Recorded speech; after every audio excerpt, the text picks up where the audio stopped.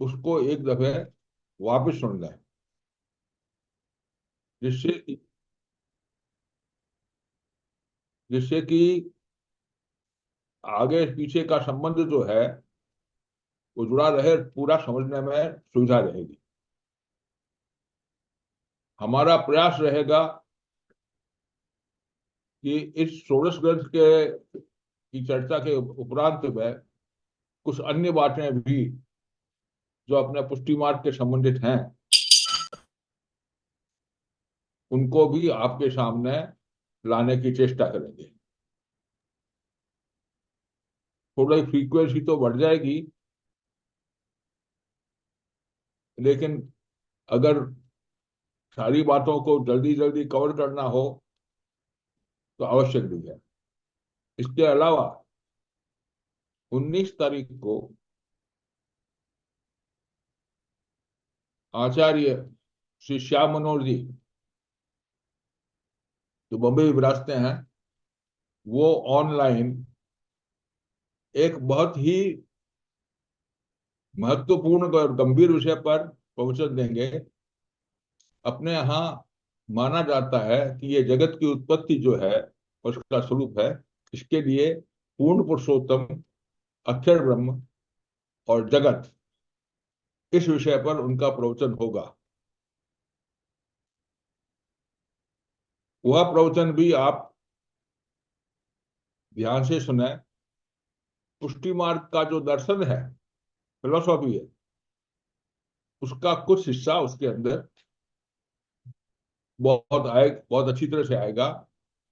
और आचार्य श्याम मनोहर जी से ज्यादा जानकार अथॉरिटी इस विषय पर और कौन हो सकता है। लेकिन ये विषय भी जानने योग्य है। और मन में यह भी विचार है कि किसी किसी दिन कीर्तन का समाज हम साथ में करें, किसी उत्सव पर या किसी मौसम पर। हम अष्ट सखा के और अन्य वैष्णव बुद्ध भक्तों के, अन्य भक्तों के कीर्तन भी सुने। आपके सुझाव अगर जो हों तो वो अवश्य भेजें, जिससे कि हम इस सेवा को और बेहतर बना सकें। धन्यवाद। सादर जय श्री कृष्ण। बाबा ज्वाइन करने वाले हैं। हाँ बाबा आ गया। बाबा का स्क्रीन बड़ा करो। बाबा का स्क्रीन बड़ा करो।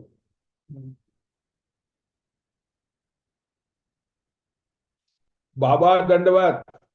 हाँ, आशीर्वाद विठला जी। जय जय दंडवत। दंडो दंडवत आशीर्वाद प्रणाम खूब जय जय। दंडवत आशीर्वाद। प्रणाम जय जय जय जय। दंडवत। जय दंडवत प्रणाम प्रणाम जय जय दंडवत प्रणाम खूब प्रणाम जय जय। दंडवत दंडवत जय जय दंडवत प्रणाम जय जय। दंडवत जय जय। दंडवत जय जय। दंडवत प्रणाम जय जय जय जय। जय जय दंडवत प्रणाम दंडवत जय दंडवत जय जय जय। दंडवत जय जय पूजन का प्रणाम दंडवत प्रणाम पोते कृपानाथ जय जय खूब दंडवत आशीर्वाद। प्रणाम जय जय। प्रणाम जय जय जय जय दंडवत दंडवत दंडवत जय जय। अच्छा, अच्छा। प्रारंभ करें। जय।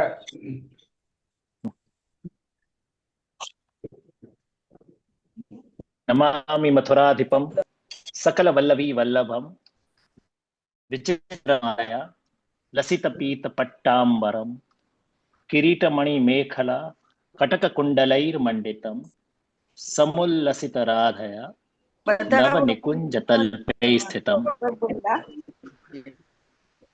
जय जय श्री वल्लभ फुलबार शंख चक्र गदाधारी श्री मथुराधीश प्रभु करुण ग्राम नदी कूलात् स्वयं प्रादुर्बभूव यः पद्मनाभ मनः कामं पूरयिता तनुरूप धृत पातु नो संख्यान जीवान केवलम कृपयातया।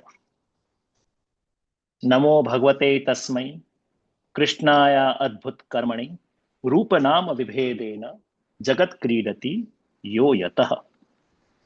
कृष्णां कृष्ण समां कृष्ण रूपां कृष्ण रसात्मिकां कृष्ण लीलामृत जलाम कृष्ण संबंधकारिणी श्रीवल्लभ पदाम्भोज रजांसि प्रणमाम्यहम् यत् संपर्काद् व्रजाधीश प्रेम सेवां जनोष्णुते। श्री विठ्ठलेश्वरं वंदे कृष्ण सेवा प्रवर्तकं येन गोवर्धनाधीशः सख्येन आत्म वशीकृतः यद अंगीकार मात्रेण श्रीमन्मथुरेशः निजं तम मनुते नित्यं तम वंदे गिरिधारिणम्। श्री शारदा चिर विहार सुदिव्यकेहं योगेश्वरं गुणनिधि करुणावतारम् अग्निकृतं च प्रथम पथ पुष्पितं नमामि नित्यं श्री रणछोड़लालम। प्रस्तुत अपन मंगलाचरण के क्रम में सर्वप्रथम श्री आचार्य चरण की वंदना, श्री गोपीनाथ श्री विठलनाथ प्रभुचरण द्वय का वंदन, स्वमार्गीय ज्ञानोपदेशक गुरु उनका वंदन, तदुपरांत श्रीमद् भागवत दशम स्कंद में जो श्री ठाकुर जी का पुष्टि पुरुषोत्तम का पर ब्रह्म का जो वर्णन है उनका वंदन अपन ने देखा। तदुपरांत पुष्टि संप्रदाय में पुष्टि मार्ग में श्री गोवर्धन धर श्री नवनीत प्रिया जी, श्री मथुराधीश प्रभु श्री विठलनाथ जी, श्री द्वारकाधीश जी, श्री गोकुलनाथ जी, श्री गोकुल चंद्रमा जी, श्री मदन मोहन जी, श्री नटवर जी, श्री बालकृष्ण लाल जी आदि जितने भी निधि स्वरूप विराज रहे हैं उनका वंदन करते हुए श्री गुसाई जी, फिर प्रभु चरण द्वय श्री गोपीनाथ जी, श्री गुसाई जी को, फिर श्री उनके साथ लाल जी श्री गुसाई जी के, श्री गिरधर जी, गोविंद जी, श्रीमद बालकृष्ण जी, श्री गोकुलनाथ जी, श्री रघुनाथ जी, श्री यदुनाथ जी और घनश्याम जी। तदुपरांत आज तक जो श्री वल्लभ कुल में विराजमान है तदवंशजान, फिर श्री यमुना जी, फिर अपने गुरु अपने दीक्षादाता गुरु, फिर श्री गिरिराज जी और श्री गुरु के ठाकुर जी, और फिर अपने ठाकुर जी का वंदन और स्मरण करते हुए अपन मंगलाचरण के क्रम में अब आगे बढ़ रहे हैं। वैसे तो कई मान्यता है कि मंगलाचरण का संकलन किसने किया, कतिपय शायद हरिराय जी ने किया हो, या इसका कोई प्रमाण तो मिलता नहीं, पर ये जो संकलन है वो सर्वोत्तम है और इतना उत्तम है कि इसकी जो गणना है वो कोई चीज से की नहीं जा सकती। तो उसी क्रम के अनुसार यहाँ श्रीमद् भागवत के अंतर्गत प्रमेय प्रकरण में जो निरूपित प्रमेय रूप प्रभु का पुष्टि पुरुषोत्तम का जो ध्यान किया जा रहा है, तो श्रीमद् भागवत जी में तो 18,000 श्लोक है और 18,000 श्लोक में कम से कम 335 अध्याय हैं, 12 स्कंद है। अब इन 18,000 श्लोक में से एक श्लोक का चयन करना जो कि पूर्ण श्रीमद् भागवत जी के जो पुष्टि पुरुषोत्तमत्व स्वरूप को प्रतिपादित करता हो, तो ये श्लोक है, वराहपीडम नटवर वपुः। वैसे तो श्रीमद् भागवत जी के महात्म्य भी आता है कि जब प्रभु प्रभास पाटन में असुर व्यामोह लीला कर रहे थे, तब उद्धव जी ने प्रश्न किया कि आप कैसे अपने जीवों का आप कल्याण करेंगे, उद्धार करेंगे। तब आपने सहशक्ति अपनी पूर्ण शक्ति श्रीमद् भागवत जी में प्रवेश कराई। तो ये जो प्रकार है कि श्रीमद् भागवत जी जो है वह साक्षात पुष्टि पुरुषोत्तम का ही स्वरूप है, नामात्मक स्वरूप है, और उन नामात्मक स्वरूप में से एक श्लोक का चयन करना, एक श्लोक को लेना जिसमें पूर्ण भगवत स्वरूप के दर्शन हो जाए, वह ये श्लोक है। अब श्रीमद् भागवत जी के जो 12 स्कंद हैं उनका हमें एक बार अवलोकन कर लेना चाहिए, क्योंकि ये श्लोक कैसे आया और कहां से आया। तो श्रीमद् भागवत जी के 12 स्कंद के का वर्णन के कैसे कैसे है, वो श्रीमद् भागवत जी के 10वें स्कंद द्वितीय अध्याय में यहाँ पे वर्णित है कि अत्र सर्गो विसर्गश्च स्थानम पोषणम ऊतयः मनवंतर ईशानुकथा निरोधो मुक्ति आश्रय। और उसमें श्री आचार्य चरण ने आगे के जो 2 अध्याय हैं उनका भी कार्य कारण संबंध आपने यहाँ पे स्थापित किया है। तो कार्य कारण क्या है कि कार्य क्या होता है, जैसे वर्षा हो रही है और उससे सब चीज गीली या भीगी हो जाती है, या तो कहीं पे आग लगी तो वो कार्य है, और उसका जो कारण है वो धुआं है। तो इस प्रकार पहले अध्याय का दूसरे अध्याय से क्या संबंध है वो अपन पहले थोड़ा सा उसका अवलोकन कर लें। तो सर्वप्रथम तो पहले द्वादश अध्याय में प्रथम जो अध्याय है वो अधिकारी लीला है, और जो द्वितीय है वो अधिकारी की वो साधन लीला है। तो ये दो प्रकार जो है वो श्री आचार्य चरण द्वारा प्रतिपादित है, और इसमें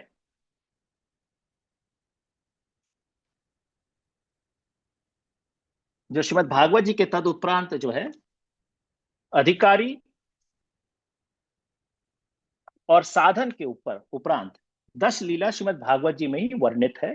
श्रीमद् भागवत जी के द्वितीय अध्याय के 10वें स्कंद में प्रथम श्लोक है अत्र सर्गो विसर्गश्च। तो पहला जो है यानी तृतीय अध्याय अपन देखें तो वो सर्ग है, चतुर्थ अध्याय विसर्ग है, पंचम स्थान है, षष्टम पोषण है, पोषणम तद अनुग्रह, पंचम ऊतय यानी कि अपने हिसाब से 7 हो गए, और 8वां जो है मनवंतर है, 9वां जो है वो ईशानु कथा है, और जो 10वां स्कंद है जहां ये श्लोक का वर्णन आएगा वो निरोध लीला है, और तद उपरांत जो है 11 मुक्ति और फिर आश्रय। तो यह क्रम है। तो अधिकारिणाम साधनानी, यहाँ पे लेखकार वल्लभ जी 10वें स्कंद के प्रथम अध्याय की 8वीं कारिका में आपने लेख जो है प्रकट किया है, उसमें कार्य कारण संबंध बताते हैं कि पहले कौन कौन अधिकारी है वो प्रथम अध्याय में निरूपण है उसका, और फिर उन अधिकारियों के क्या क्या साधन होने चाहिए कि वह अधिकारी क्या क्या करें। तो अधिकारी साधनानी वो प्रथम स्कंद में कार्य कारण संबंध है। फिर द्वितीय जो है वो साधन जिनको मिल गया, चलो ये साधन है, तो उन साधन से अधिकारी जीवों को क्या क्या साधन करना चाहिए, और उन साधन से उन साधन युक्त जीव को अब क्या करना चाहिए।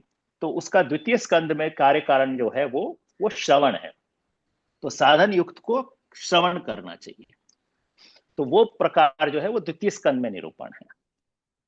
तत्रादौ सर्ग लीला, अब क्या श्रवण करना भागवत जी में, तो यहां से प्रभु की 10 विध लीला प्रारंभ होती है, सर्ग विसर्ग, जो कि हर कार्य में, हर वस्तु में, हर चीज में, प्रभु की जो सृष्टि में ये 10 लीलाएं प्रभु निरंतर करते रहते हैं। तो पहली जो है वो सर्ग है। तो श्रीमद् भागवत जी से देखे सर्ग क्या है, तो सर्ग जो है वो ईश्वर भगवत प्रेरणा से गुणों में क्षोभ होकर रूपांतर होने से जो आकाश आदि पंचभूत, शब्दादि जो तन्मात्राएं हैं, इंद्रियां हैं, अहंकार हैं, महातत्व की उत्पत्ति होती है, वो सर्ग है। प्रभु का जो विराट स्वरूप है वो सर्ग है। श्री आचार्य चरण भी भागवतार्थ में आज्ञा करते हैं कि अपने लीला के निर्वाह के लिए जो प्रभु ने जगतवर्ती जो पदार्थ है उनका जो रूप धारण किया है, सच्चेतर आनंद स्वरूप में से जो सत्य आपने प्रकट किया है, वह जो है प्रभु की जो है वो सर्ग लीला है, और वो अदीनत्व लीला है। अदीनत्व का तात्पर्य यह है कि किसी की भी अपेक्षा प्रभु को यहाँ पे नहीं है। प्रभु ने अपने आनंद के लिए सृष्टि उत्पन्न की है, तो अदीनत्व लीला है, यही सर्ग है। क्योंकि प्रभु जो है वो व्यापक है, परब्रह्म जो है, और जो नारायण स्वरूप से जो पुरुष लीला जो है वो जो आपने जो प्रकट किया है वो यहाँ स्वीकार कर रहे हैं, यह प्रभु की सर्ग लीला है, और यहीं से सब कुछ जो है वो उत्पन्न होता है। तो यहाँ विराट स्वरूप इत्यादि का जो वर्णन मिलता है श्रीमद् भागवत जी में, वो सर्ग लीला में मिलता है। तद उपरांत सर्ग लीला से क्या करना, तो साधन युक्ता नाम जो है सर्ग लीला से उनको श्रवण करना है। तत्रादौ सर्ग लीला श्रवणम, सर्ग लीला के श्रवण से जीव का कल्याण यहां होता है। उसके उपरांत शिष्टानाम धर्मादि पुरुषार्थ साधनम, वो विसर्ग लीला के जो पुरुषार्थ कैसे जो सिद्ध की जाए। तो दूसरी लीला प्रभु की विसर्ग लीला है, जहां परिश्रम कोई कर्म करे बिना, अर्थात पुरुष रूप से ब्रह्मा आदि की उत्पत्ति होना ही यहाँ पे विसर्ग लीला है। ये प्रभु की विशेष सर्जन है। सर्ग लीला है और विसर्ग लीला है। फिर सर्ग एक तरह से प्रभु की शक्ति और धर्मों का अविकृत परिणाम है। विकृत और अविकृत को कैसे समझेंगे? जैसे दूध से दही बन जाना वो विकृत परिणाम है, फिर वापस दही से पुनः पीछे दूध नहीं बन सकता है। पर अविकृत परिणाम का तात्पर्य यह है कि सोना से जैसे हम गहना बनाते हैं तो वापस चाहे तो पुनः वह स्वर्ण बन सकता है। तो प्रभु की जो ये लीला सृष्टि है, सर्ग विसर्ग जो है, वो अविकृत परिणाम है। प्रभु सत, चित और आनंद, सत है एग्जिस्टेंस, कॉन्शियसनेस और इटर्नल ब्लिस। तो जो है चित्त और आनंद, और जहां आनंद तिरोहित है वो जगत है। और सर्ग और विसर्ग जो लीला है प्रभु के सच्चितानंद स्वरूप से प्रकट हुआ है। तो पुनः प्रभु के अंदर वापस, जैसे ब्रह्मात्मक है प्रभु, ऐसे ही ये सृष्टि भी प्रभु के ब्रह्म स्वरूप ही है। और पुनः जैसे गहना बनता है वैसे वो पुनः स्वर्ण बन जाता है। तो ये परिणाम जो है भगवत स्वरूप का कार्य है, और विसर्ग भगवत स्वरूप जन्म और कर्म का यहाँ कार्य है। श्रीमद् भागवत जी के अनुसार जो है विसर्ग लीला का जो है वो उस विराट पुरुष के उत्पन्न ब्रह्मा जी के द्वारा जो विभिन्न चराचर सृष्टियों का निर्माण होता है, वो ये विसर्ग लीला यहाँ पर आपने प्रतिपादित किया है। तद उपरांत सिद्ध पुरुषाणाम तत्तन मर्यादायाम स्थापनम पंचम स्कंधे। तो पंचम स्कंध जो है वो सृष्टि आदि पुरुषार्थानाम तन मर्यादायाम, क्योंकि अब जो विसर्ग लीला में जो जीव प्रकट हुए हैं, सृष्टि में उत्पन्न हुए हैं, विसर्ग में उत्पन्न पदार्थों की मर्यादाओं को नियमित करना और जहां जहां है उनको स्थान देना, उनका पालन करना, ये प्रभु की जो है वो खास करके जो प्रभु का जो है वो स्थान लीला है। तो प्रतिपद नाश की और बढ़ने वाली सृष्टि को एक मर्यादा में स्थिर रखना, मर्यादित करना, और प्रभु की पुष्टि पुरुषोत्तम की ये श्रेष्ठता यहां सिद्ध होती है। जहां पे उनको स्थान देते हैं वो स्थान प्रभु की लीला है, पंचम स्कंद। फिर जो अपना पुष्टि मार्ग जो है जिसका आधार है पोषणम तद अनुग्रह इति पुष्टि, तो यहाँ पे जो जहां अपने जीवों को पोषण देते हैं वो षष्ठम स्कंद है।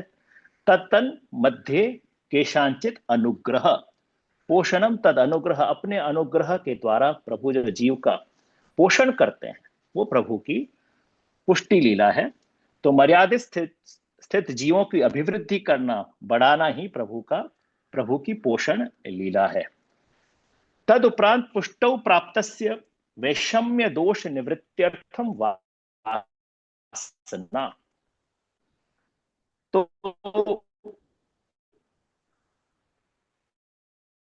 जो अनुग्रहित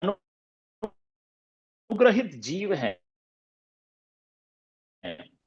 पुष्टि पोषित जीव, जो वासना उत्पन्न होती है, जहां जहां वासना अर्थात अपनी लीला द्वारा यहाँ कर रहे हैं, तो यहाँ आज्ञा करते हैं कि वैषम्य दोष निवृत्ति अर्थम वासना, तो मर्यादित स्थितों की अभिवृद्धि करना, बढ़ाना, और उन पुष्टि जीवों को वासना से अनुचरण ही ऊती है यहाँ पे। तो यहाँ पे पोषणम के बाद में ऊती लीला है।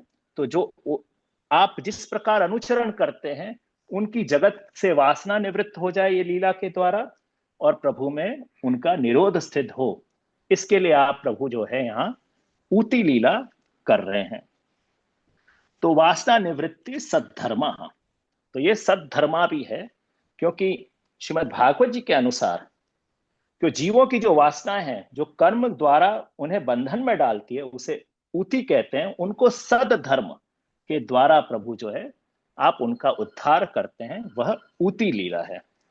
तद उपरांत मनवंतर लीला जो है, तो निवृत्ति दोषाणाम भक्ति, तद यहां पर जो है प्रभु जो मनवंतर लीला कर रहे हैं वो अष्टम स्कंद है। तो अष्टम स्कंद में जो वासना निवृत्ति सद्धर्मा, तो यहाँ पे जो सद्धर्म की जो बात आप आज्ञा कर रहे हैं कि ऊती आचरणों को सदाचार किस प्रकार करना, वो मनवंतर में आज्ञा करिए। तो पहले आपने वासना निवृत्ति की और अब उनको सद्धर्म का आप अनुगमन करवा रहे हैं, तो उन आचरणों को सदाचार में सद्धर्म जो है वो मनवंतर लीला जो है, कौन सी चित्तौड़ा क्या है यार? तो तद उपरांत तो वो सद्धर्म जो है वो प्रभु की मंत्र लीला है, अष्टम स्कंद। और जो नवम स्कंद है वो ईशानु कथा है। उन सद्धर्म किंवा सदाचार में जो भगवान की भक्ति ही ईशानु कथा है, यानी यहाँ पर चंद्रवंश और सूर्यवंश की कथा बताते हैं। और जो जो भक्तों की वंशानु कथा में यहाँ पे उल्लेख है प्रभु का, वो ईशानु कथा में उल्लसित कहा गया है। प्रभु का उल्लास जो है वो ईशानु कथा है, नवम स्कंद। तो ततो निवृत्ति दोषाणाम भक्ति ही, तो ये निवृत्त जो दोष किया सद्धर्म के द्वारा, पहले तो वैषम्य दोष की निवृत्ति सप्तम स्कंद, वासना निवृत्ति सद्धर्म के द्वारा अष्टम स्कंद, और फिर जो है निवृत्ति दोषानाम उनको भक्ति दान करेंगे, ये कार्य कारण विभाग वो है लक्षण नवम स्कंद में। तद उपरांत जो अपना श्लोक जहां आ रहा है वो दशम स्कंद निरोध लीला प्रभु की प्रारंभ होगी। तो निरोध का जो है निरोधो स्यानुशयनम अस्यानुशयनम आत्मनः सशक्ति भी। तो प्रभु जो है अपने योग निद्रा स्वीकार करके जब शयन करते हैं, तब इस जीव की अपनी उपाधियों के साथ उनमें लीन कर देते हैं, वो निरोध है। और श्री आचार्यचरण तो निरोध को प्रलय नहीं मानते हैं। प्रभु तो अब आज्ञा करते हैं प्रपंच विस्मृति पूर्वक भगवद आसक्ति इति निरोध। तो ये अपनी श्री आचार्यचरण जो आज्ञा कर रहे हैं कि निरोध लीला यह है कि प्रपंच की विस्मृति हो जाए और प्रभु में भगवद आसक्ति हो जाए। तो भगवद आसक्ति हो जाए तत्तो भक्ता नाम आसक्ति, यहाँ प्रभु आसक्ति करवा रहे हैं। तो ये प्रभु की निरोध लीला है, जहां अपना ये जो श्लोक मंगलाचरण का है, वरहा पीडम नटवर वपु, जहां पर उल्लिखित है। तो भक्तों को प्रपंच का न रहना ही निरोध है, यही सूचन स्वरूप फल को, क्योंकि यही मुख्य और प्रमुख फल है पूरे श्रीमद् भागवत जी का। तो निरोध लीला ही सर्वोत्तम लीला, दशम स्कंद ही सर्वोत्तम स्कंद है इसके अंतर्गत। तद आसक्ता नाम स्वरूपेण व्यवस्थित, उन आसक्त जीव को जिनको प्रभु ने आसक्त कर दिया, निरोध सिद्ध करा दिया, उनको अपने स्वरूप में स्थित कर रहे हैं, वो एकादश स्कंद है। और एकादश स्कंद जो है प्रभु की मुक्ति लीला है। तो अज्ञान कल्पित कर्तृत्व भोक्तृत्व आदि अनात्म भाव का परित्याग करके अपने वास्तविक स्वरूप में जब प्रभु जो है परमात्मा जो है अपने अंतस्थित कर लें, उन्हें मुक्ति कहते हैं।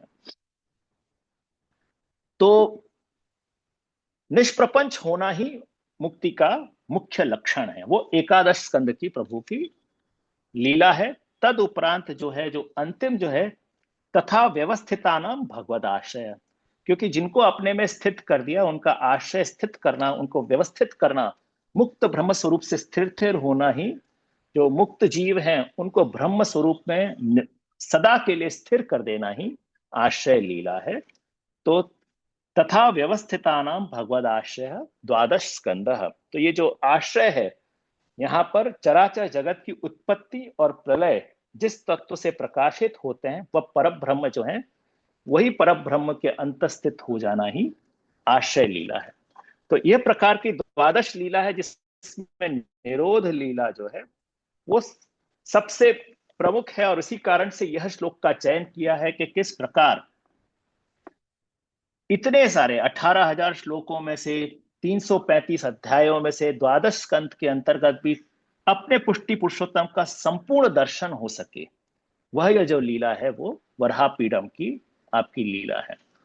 तो इस प्रकार जो है अगर हम अपने श्री गोवर्धनधर के अंदर भी दर्शन करें तो जो प्रथम स्कंद है जो अधिकार लीला आपके दक्षिण चरण है, साधन ज्ञान जो द्वितीय अध्याय है वो वाम चरण है, सर्ग लीला जो तृतीय स्कंद है वो दक्षिण बाहु है, फिर विसर्ग लीला जो है प्रभु की चतुर्थ स्कंद में वो वाम बाहु है, और स्थान जो है वो पंचम स्कंद है, प्रभु की स्थान लीला है, और स्थान लीला आपके उरु है।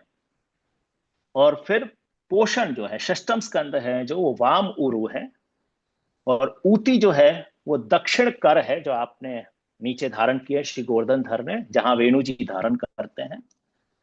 और उसके उपरांत जो है आपके दक्षिण स्तन है वो मनवंतर लीला है, अष्टम स्कंद। और नवम अध्याय में, नवम स्कंद में ईशानु कथा है, वो आपके वाम स्तन है। और जो दशम स्कंद है वो आपका हृदय है, श्री गोवर्धन धर का हृदय है। यह निरोध लीला है, नितराम रोधो इति निरोध। तो मुक्ति जो लीला है वो आपकी एकादश स्कंद है, और मुक्ति लीला आपके श्रीमस्तक का स्वरूप है। और आश्रय जो है, जो श्रीहस्त आपने जो ऊपर कर रखा है ये वाला, वो आपकी आश्रय स्थानत्व लीला है। तो इस प्रकार जो श्री गोवर्धन धर के अंदर भी द्वादश स्कंद में जो निरोध लीला है वो आपका हृदय है। तो दशम स्कंद जो है श्री गोवर्धन धर का, पुष्टि पुरुषोत्तम का हृदय स्थान है। और उन हृदय के अंदर भी आप जो है, अपन ने चतुर्भिश्च लीलाएं देखी हैं। तो वहां जो हृदय के अंदर भी जो अपने पूर्ण पुष्टि पुरुषोत्तम जहां विराज रहे हैं, वो ये दशम स्कंद की 87 अध्याय जो है, जिसके अंदर 3 प्रक्षिप्त मिला ले तो 90 अध्याय होते हैं, उन लीला में वहां पे वर्णन है। तो उन चतुर्भिश्च के अंतर्गत भी यह तृतीय चतुर्भिश्च, पहला चतुर्भिश्च तो जन्म प्रकरण के 4 अध्याय हैं। दूसरा चतुर्भिश्च जो है वो आपके जो प्रमाण लीला, तामस प्रमाण लीला के अंतर्गत, तो द्वितीय चतुर्भिश्च में आपकी लीला है, क्षमा करें। तो चतुर्भिश्च पहला जो है वो जन्म प्रकरण का है। द्वितीय चतुर्भिश्च के अंदर आपके अंदर प्रमाण, प्रमेय, साधन और फल। प्रमाण बाल लीला है, प्रमेय गौचारण लीला है, साधन जो है वो गोवर्धन लीला है, और फल जो है रास लीला है। तो फल तक जो है, आप तक पहुंचने के लिए आपको प्रमाण, जो प्रमेय स्वरूप है, उनके दर्शन करना अत्यंत आवश्यक है। और इसी क्रम के अनुसार भी अगर हम देखें तो सभी स्कंद के अंदर जो है प्रमाण, प्रमेय के अंदर भी ये धर्मी लीला है, जहां वेणु गीत आता है, जहां धर्मी स्वरूप का निरूपण है। ऐश्वर्य, वीर, यश, श्री, ज्ञान एवं वैराग्य तद उपरांत धर्मी स्वरूप है।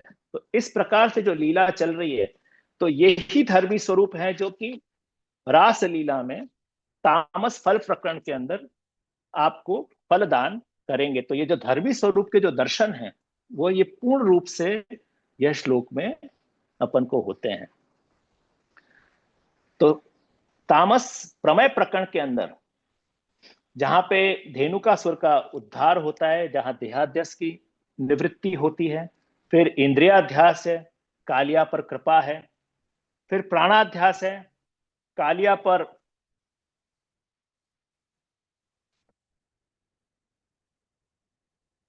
प्राणाध्यास है, जहां कालिया दह में आने की कथा तथा भगवान के ब्रजवासियों के दावानल से बचाना। फिर अंतःकरणाध्यास है, प्रलंबासुर का उद्धार, गौ और गोपों को दावानल से बचाना, स्वरूप विस्मृति है। फिर वहां पे इत्थम जो वर्षा ऋतु और शरद ऋतु का जहां वर्णन आ रहा है, वो वैराग्य है। क्यों वैराग्य है? क्योंकि वहां प्रपंच से विस्मृति हो रही है और सब भगवद आसक्ति।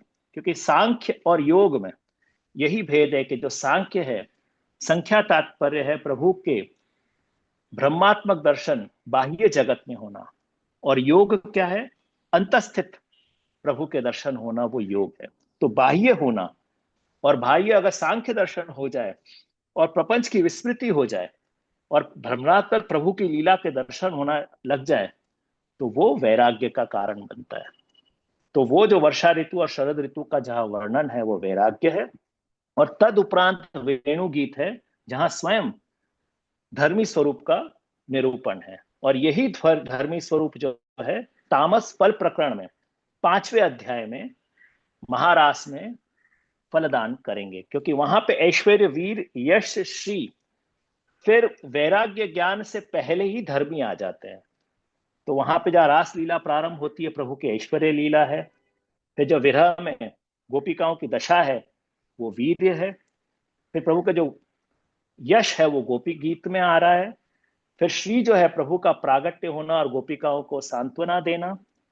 और फिर महारास है, वहां धर्मी है, क्योंकि यहाँ वैराग्य ज्ञान की जो क्रम का वहां पे अनुकरण नहीं किया गया है। और प्रथम धर्मी जो है महारास में आप प्रकट होकर, यही धर्म स्वरूप जो वेणु गीत में प्रकट हुए थे, वही धर्मी स्वरूप महारास में फलदान करेंगे। फिर उसके उपरांत जो सुदर्शन और शंखचूड़ का जो उद्धार है वो वैराग्य है, और युगल गीत जो है वो ज्ञान प्रभु के हैं।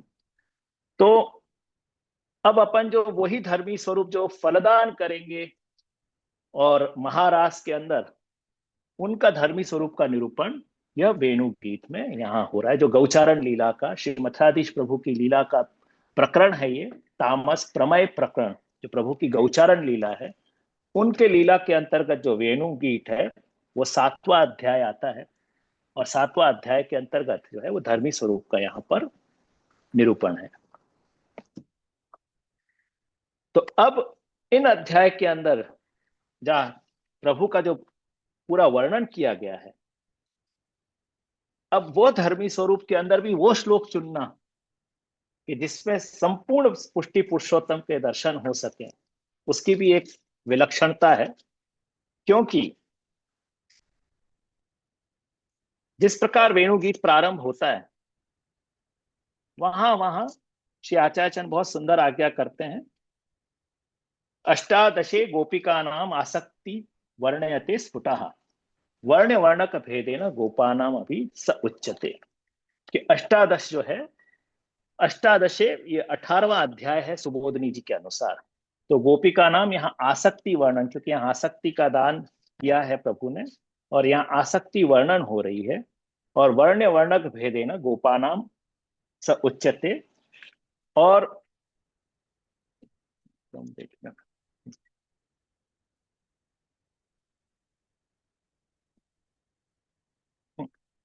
तो इसके अंदर जो है,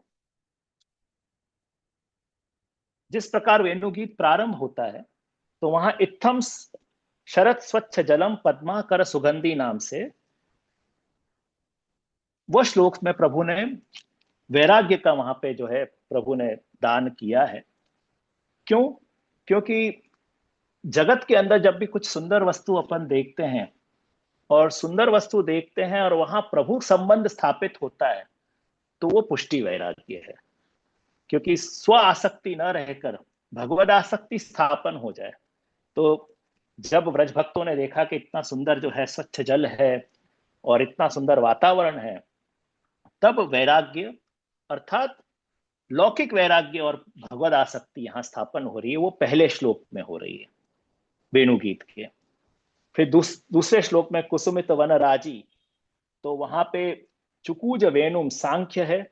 सांख्य मैंने पहले कहा था, संख्या तात्पर्य मतलब बाह्य जगत में भी प्रभु की लीला का दर्शन करना, वो प्रभु जो है वो सांख्य जो है वो स्थापन करते हैं।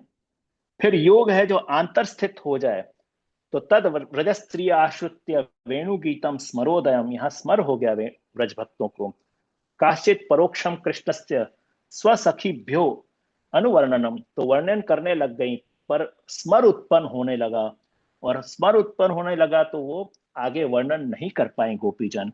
वह प्रभु का जो है वो योग का प्रतिपादन है यहाँ पे श्री आचार्य आज्ञा करते। तो पहले में वैराग्य, दूसरे में सांख्य, तीसरे में योग, फिर जो है वो तप जो है, तद वर्णन तुम आप आरब्धा स्मरंत्यम कृष्ण चेष्टितम नाशकम स्मर वेगेन विक्षिप्तो मनसो नृपः।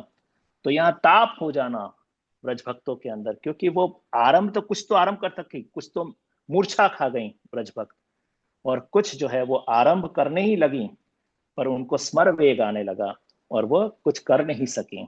वो तप जो है, वहां तप का निरूपण श्री आचार्य आज्ञा करते हैं। और अपना जो श्लोक जो मूल है वरहा पीडम, यहाँ भक्ति का निरूपण श्री आचार्य आज्ञा करते हैं कि भक्ति की स्थापना प्रभु कर रहे हैं। वरहा पीडम नटवर वपु कर्णयो कर्णिकारम बिभ्रद्वासः कनक कपीशम वैजंतीम च मालाम रंध्रान वेणोर अधर सुधया पूरयन गोप वृंदई वृंदारण्यम स्वपद रमणम प्राविशद गीत कीर्ति। तो जहां भक्ति का स्थापन हो जाए, जहां पे पूर्ण पुरुषोत्तम के संपूर्ण दर्शन हो जाए, वह यह श्लोक है जो वैराग्य सांख्य योग तप के उपरांत जो है जिनका स्थापन हुआ है। तो ऐसा जो श्लोक जो पूरे 18,000 श्लोक के अंदर एक श्लोक जो संपूर्ण अपनी पुष्टि पुरुषोत्तम प्रभु के दर्शन करवा दे, वह यह वराहपीडम श्लोक है। तो अपन इनको मंगलाचरण के रूप से एक श्लोक करें तो संपूर्ण श्रीमद् भागवत जी के जो प्रमेय स्वरूप श्री कृष्ण पुष्टि पुरुषोत्तम के दर्शन हो जाते हैं। यह स्वरूप का यह फल है इसका। इसके लिए मंगलाचरण में वराहपीडम नटवर वपु अपन यह श्लोक को एक ही श्लोक का चयन है जिसमें संपूर्ण जो है धर्मी स्वरूप के दर्शन हो जाए, जो कि महारास में रसदान करने वाले हैं। तो नटवर वपु जो श्लोक है वराहपीडम, उनका अपन अवलोकन कर लें। तो इससे पूर्व जैसे मैंने कहा कि जो तप श्लोक था, तद वर्णयितुम आरब्धाः स्मरन्त्यः कृष्ण चेष्टितम नाशकम स्मर वेगेन विक्षिप्त मनसः नृपः। तो कुछ ब्रज भक्त जो हैं, गोपीजन हैं, वेणु पूजन से मूर्छित हो गई, जो मूर्छा से कुछ बच गई, वे वर्णन करना प्रारंभ करती हैं, परंतु प्रभु के स्वरूप का वर्णन नहीं कर पाती हैं, क्योंकि उनको उनकी लीलाओं का स्मरण आ जाता है। और जैसे ही उनको लीलाओं का स्मरण आ जाता है, उनका चित्त जो है वो विक्षिप्त हो जाता है, और उस विक्षिप्त मन से वो गुणगान प्रभु का नहीं कर सकती हैं। तो ऐसे श्लोक जो जब प्रविष्ट होते हैं, और ऐसे तद ताभे वर्णयन्तुम अशक्यम स्वयं वर्णयति तथात्व ज्ञापनाय वराहपीडम। तो गोपीजन जो है यहाँ पर विक्षिप्त मन से हैं, और जब वर्णन नहीं कर सकी, तब जो प्रभु का स्वरूप उनके हृदय में अंतस्थित होता है, प्रविष्ट होता है, वह यह स्वरूप है वराहपीडम। और यहाँ सुखदेव जी वर्णन करते हैं, क्योंकि व्रजभक्त तो कर ही नहीं सकी इस आपका वर्णन। तो आप जब वर्णन आरंभ करती तो प्रभु के कैसे दर्शन होते हैं? वराहपीडम, बरहस्य आपीडम इति वराहपीडम।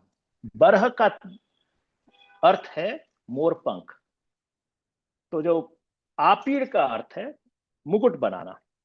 जैसे जब मयूर नृत्य करता है तो अपने पीछे एक प्रकार से ऐसे पंख फैला देता है कि जो मुकुटवत लगते हैं, तो ऐसे ही प्रभु अपने मस्तक पर बरहस्य आपीडम, आप जो है मोर पंख का आप मुकुट धारण करते हैं। मुकुटवत आप जो है अपन जो मोर पंख की जोड़ कहते हैं वैसे आप धारण करते हैं, तो वो मोर मुकुट धारण कर रहे हैं। वराहपीडम, आपका स्वरूप कैसा है? नट वर वपुः, नटवत और वरवत। अपन सुबोधनी जी का भी दर्शन करेंगे, क्योंकि सर्वप्रथम अपन को देखना चाहिए, श्री आचार्य आज्ञा करते हैं, शास्त्रम अवगत्य मनोवाक देहे कृष्ण सेव्य। तो शास्त्र को जानते हुए, शास्त्रम अवगत्य, मन वचन और देह से कृष्ण की सेवा करनी चाहिए। तो अपन ने शास्त्र के तो दर्शन कर लिए। श्रीमद् भागवत जी जो हैं साक्षात पूर्ण पुरुषोत्तम का नामात्मक स्वरूप है। उस नामात्मक स्वरूप में भी जो द्वादश स्कंद है, उसमें जो दशम स्कंद निरोध लीला है, निरोध लीला के अंदर भी जो तामस प्रमेय प्रकरण के अंतर्गत जो भगवत स्वरूप के दर्शन हो रहे हैं, धर्मी स्वरूप के दर्शन हो रहे हैं, वो वेणु गीत के अध्याय में आ रहा है।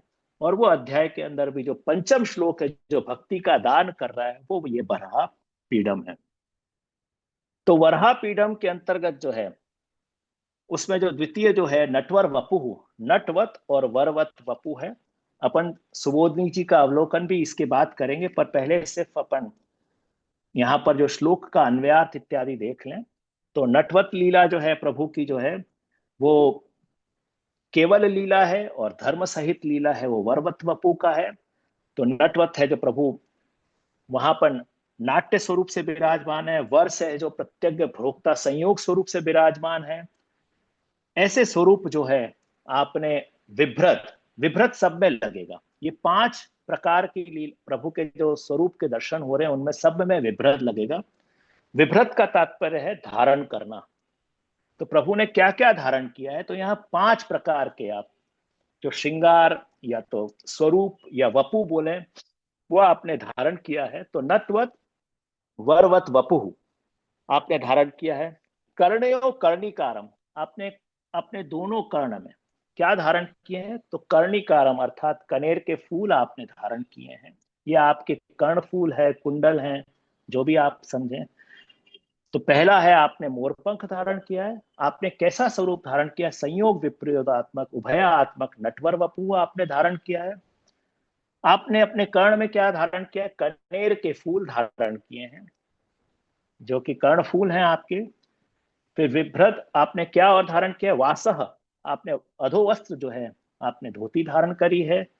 और आपने पीतांबर धारण किया है। कैसे हैं वो? कनक कपीशम, कनक अर्थात स्वर्ण रंग के। तो स्वर्ण कपीशम ही रंग, तो कनक जो है आपके, जो कनक स्वर्ण रंग के आपके वस्त्र हैं, आपने वो धारण किए हैं।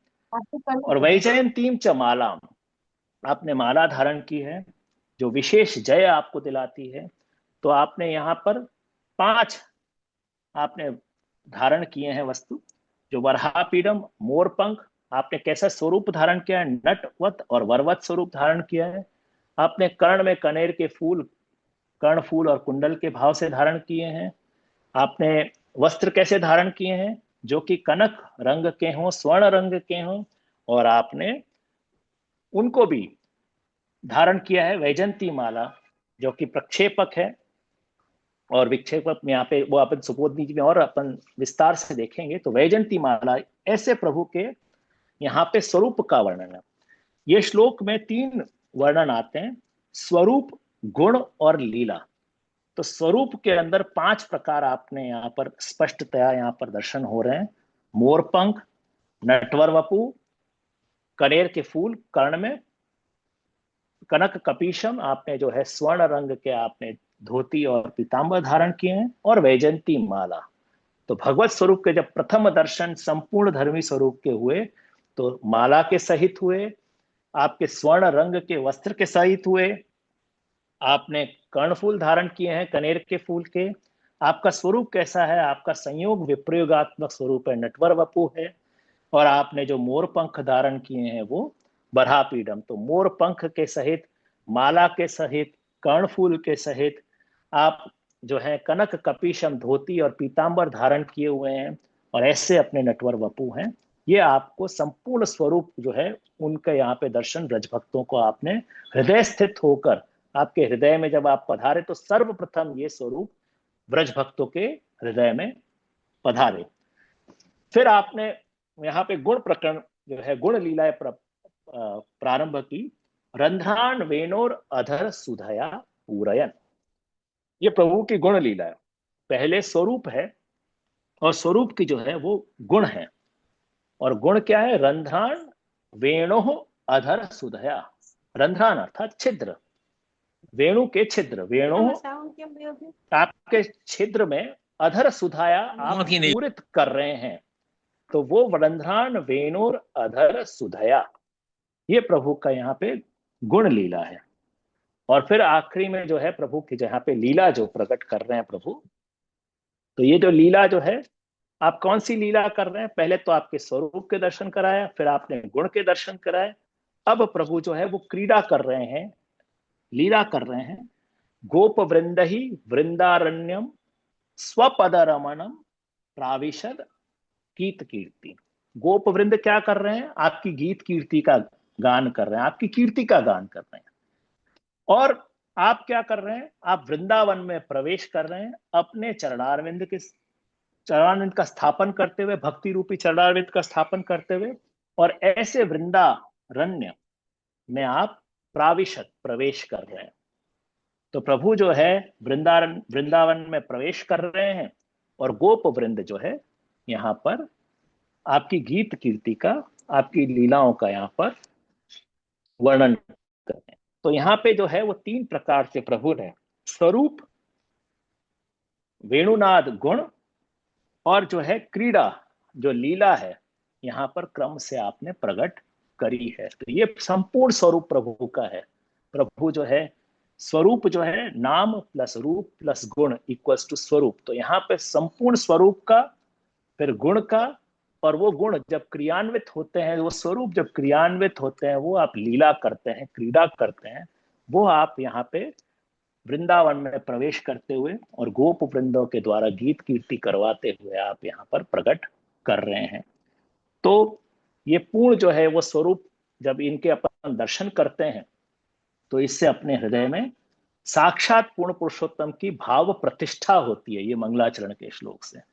तो इसे नित्य करने से जो भाव प्रतिष्ठित स्वरूप है उनका अपन को अवलोकन होता है, अपने दर्शन होते हैं हृदय स्थित में कि प्रभु कैसे हैं, वो मोर पंख के संग हैं, कैसे हैं जो नटवर वपु हैं, आप नटवत हैं, संयोग और विप्रयोग लीला करते हैं, आपने कर्णफूल धारण किए हुए हैं, आपने धोती धारण की है जो कि स्वर्ण रंग की है, आपने पीतांबर धारण किए हैं, और सबसे प्रमुख जो है अपन इसी के लिए माला धराते हैं क्योंकि जो आपको हर लीला में विशेष जय प्राप्त कराती हो वैसी वैजयंती माला आपने धारण की है। फिर अपन जब आरसी दिखाते हैं तब प्रभु को जो वेणु धराते हैं, तो वेणु धराने का भी तात्पर्य है कि प्रभु जो अपने जो हो गुण को प्रकट कर रहे हैं, और यहाँ पे गुण का वर्णन करते हुए रंध्रान वेणुर अधर सुधया, अपने सप्तरंध वेणु के अंदर आप अपने अधर सुधा का पूरण कर रहे हैं। और फिर आप वृंदावन में अनोसर में अपन यही लीला का स्मरण करते हैं कि प्रभु आप वृंदावन में पधार रहे गौचारण करते हुए, तो अपन आपके जो सब चरणारविंद है वो भक्ति को स्थापन कर रहे हैं, और आपके जो गोप वृंद है वो क्या कर रहे हैं, आपकी कीर्ति का गान कर रहे हैं। कोई कीर्ति है आपके जो यश का जो गान है वो कोई आपके स्वरूप का नहीं है कि आप अक्षर ब्रह्म है, पुरुषोत्तम है, आप विराट हैं, आप विरुद्ध धर्माश्रय स्वरूप है, ऐसा कोई गान नहीं है। जैसे आप बच्चे खेलते हैं और खेलते समय कैसी क्रीड़ा हुई, कैसी गेंद खेली हमने, कैसे चौगान खेले, ऐसे जो है बाल लीला के सहज भाव से जो आपकी जो कीर्ति होती है कि हमने ये कर दिया, हमने यहाँ से ऐसे नदी से उछल के वहां चले गए, हमने ये पेड़ पे चढ़ गए, हमने ऐसे गेम खेले, ऐसी सहज प्रभु की जो लीला है, सहज प्रीति गोपाल को भावे, इस प्रकार की जो ग्रोप वृंद की कीर्ति है वो प्रकार की लीला के यहाँ पे दर्शन हो रहे हैं। अब श्री हरिरायचरण आज्ञा करते हैं कि नाश्रितो वल्लभाधीशो न च दृष्टा सुबोधनी नय आराधो राधिका नाथो वृथा तज्जन्म भूतले। तो नय आराधो राधिका नाथो, तो राधिका नाथ के को जब तक आराधना आपने नहीं करी, भगवत सेवा नहीं करी, तो ये जन्म जो है वृथा है। तो कैसे प्रारंभ करें, तो नाश्रितो वल्लभाधीशो, तो प्रभु को समझना है, कृष्ण को समझना है, पर किनके द्वारा, श्री वल्लभ के द्वारा, श्री आचार्य चरण के द्वारा। तो पहले श्री आचार्य चरण की वाणी में उनकी सुबोधनी जी पे हमें दृढ़ आश्रय रहना चाहिए। नाश्रितो वल्लभाधीशो, श्री आचार्य चरण में दृढ़ आश्रय होना चाहिए। न च दृष्टा सुबोधनी, फिर सुबोधनी जी के दर्शन करने चाहिए। और सुबोधनी जी से किनके दर्शन करने चाहिए, भगवत लीला के, भगवत स्वरूप के, यह वराह पीडम के स्वरूप के। तो इसी के लिए जब तक अपन सुबोधनी जी के दर्शन न करें पूर्णतया, तब तक संपूर्ण दर्शन हमें नहीं होते हैं। तो नाश्रितो वल्लभाधीशो न च दृष्टा सुबोधनी नय आराधो राधिका नाथ हो, राधिका के नाथ जो हैं अपने जो श्री स्वामी जी के जो सर्वे सर्वा हैं, सब कुछ जो है संपूर्ण जो है, ऐसे श्री कृष्ण के जो अपन भगवत सेवा न करे स्वामी जी सहित सशक्ति भी, तब तक ये जन्म जो है पुष्टि जीवन अपना व्यर्थ है। वृथा तद जन्म भूतले, भूतल पे जन्म लेना ही व्यर्थ है। तो श्री हरिरायचरण बहुत सुंदर आज्ञा करते हैं। इसी के लिए जिस पुष्टि पुरुषोत्तम की हम भगवत सेवा जो नित्य करते हैं, इसी के लिए यह मंगलाचरण में उनको हृदय स्थित करने के लिए यह श्लोक का नित्य मंगलाचरण हमें करना चाहिए। तभी श्री वल्लभ में भी आश्रय दृढ़ होगा, तभी सुबोधनी की समझ में आएगी, और तब राधिका नाथ के जब तक हम भगवत सेवा नहीं करेंगे, नए आराध हो राधिका नाथ, तो आराधना नहीं करेंगे, तो आराधना के लिए संपूर्ण भगवत स्वरूप का भाव प्रतिष्ठा हृदय में होना चाहिए। वही हृदय की जो भाव प्रतिष्ठित सन्मुख भगवत स्वरूप में होना चाहिए, और तब भगवत स्वरूप की भगवत सेवा हो, तब जीव का यह भूतल पे उद्धार होता है। तो वैसे तो ये एक सत्र में, एक क्लास के अंदर तो ये पूर्ण होगा नहीं, पर हम जितना सुबोधनी जी का थोड़ा सा भी अवलोकन कर सकें, क्योंकि इसके लिए शायद 2 तो लगेंगे ही लगेंगे क्लास, क्योंकि आज तो सिर्फ भूमिका ही बताई गई है। तो हम सुबोधनी जी आज प्रारंभ करते हैं, तो जितना हो सके देखें। तो श्री आचार्य चरण बहुत सुंदर आज्ञा करते हैं, वाक्यार्थो अत्र वर्णनीयो न तो रूप मात्रम तथा सती रूपम वेणुनादः क्रीडा च इति त्रयं वर्णितम स्याद अन्योन्य संबंधे प्रकार विशेष। मैं जानबूझ के श्री महाप्रभु जी की वाणी ही साक्षात बोल रहा हूं, जिससे श्री आचार्य चरण की वाणी सबके कान में पड़े और ऐसे रसात्मक वाणी का जो हम सुबोधनी जी का अवगाहन कर सकें। तो श्री आचार्य चरण बहुत सुंदर आज्ञा करते हैं कि मैं सिर्फ वाक्यों का अर्थ नहीं करना चाहता, क्योंकि वाक्यों का अर्थ करना है और वाक्य के अर्थ के साथ में मैं रूप, वेणुनाद और क्रीड़ा, इन तीनों का वर्णन करना चाहूंगा। तभी अन्योन्य संबंधे प्रकार विशेष, तभी आप अन्योन्य संबंध समझ पाएंगे। क्योंकि प्रभु के जो है सिर्फ स्वरूप को जानना भी आवश्यक नहीं है, स्वरूप के साथ प्रभु के गुण को भी जानना जरूरी है। क्योंकि ऐश्वर्य, वीर, यश, श्री, ज्ञान, वैराग्य, प्रभु अपने धर्मी स्वरूप जो है अपने धर्म सहित ही आपके संग लीला करते हैं। और फिर प्रभु की लीला तो सबसे सर्वोपरि अपेक्षित है ही है।